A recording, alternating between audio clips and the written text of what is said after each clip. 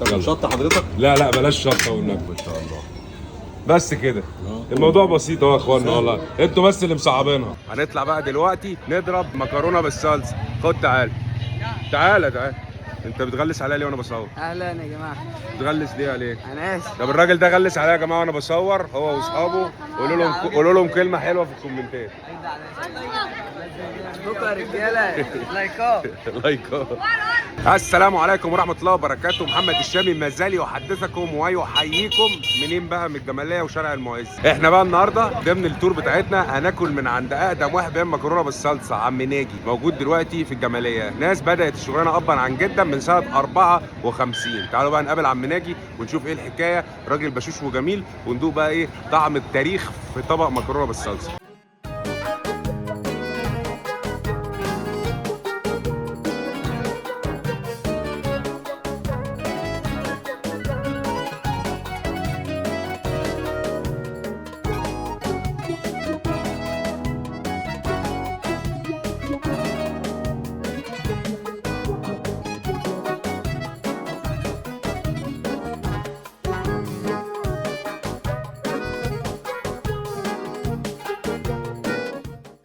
وصلنا عند عم ناجي. السلام عليكم.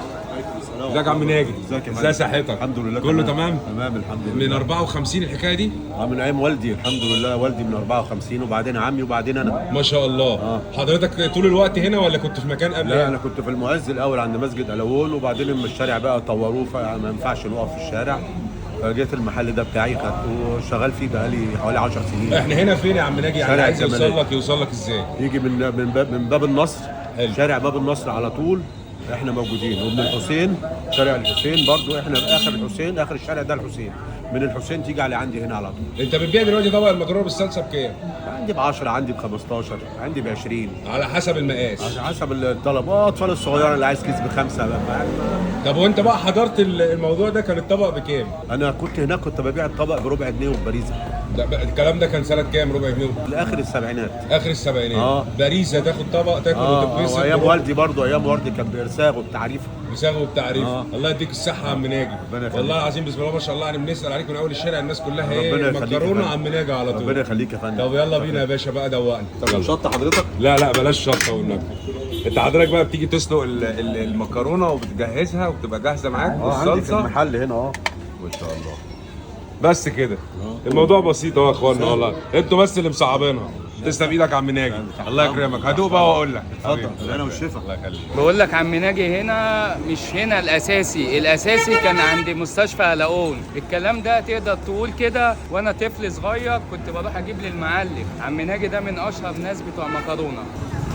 حاسس بقى بصوا ان انا عبد الغفور البرعي قوي في اللقطه دي. طبق البلاستيك بتاع ايام زمان اللي هو ما عدتش بتلاقيه في اي حته، بس التاني كان كشري، بس ده نفس الفكره برضه. هتلاقي برضه ايه الصلصه دي معمول لها تقليه ومتروقه عليها على الاخر.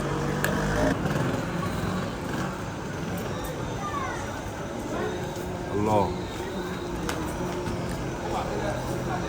مفيش فتح، شويه مكرونه بالصلصه، الصلصه متسبكه حلو، وسوى المكرونه حلوه على الله. ما بيقعدش يقول لك بقى انا بسويها الادنتي ومش عارف ايه، ولا معجنه ولا اي حاجه، ومستويه جدا، يعني ما فيهاش اي عضه خالص.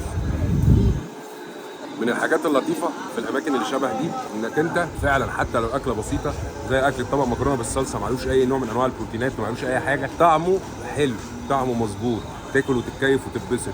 الاجواء لطيفه جدا، تخلص تتمشى تقعد تشرب حاجه في قهوه، تتصور صورتين حلوين، اليوم بيبقى حلو. تقدر تيجي تقضي يوم وتحرق اليوم كله وتتبسط جدا جدا كمان باقل التكاليف. ودي الميزه هنا عندنا في مصر، دايما هتعرف تتبسط.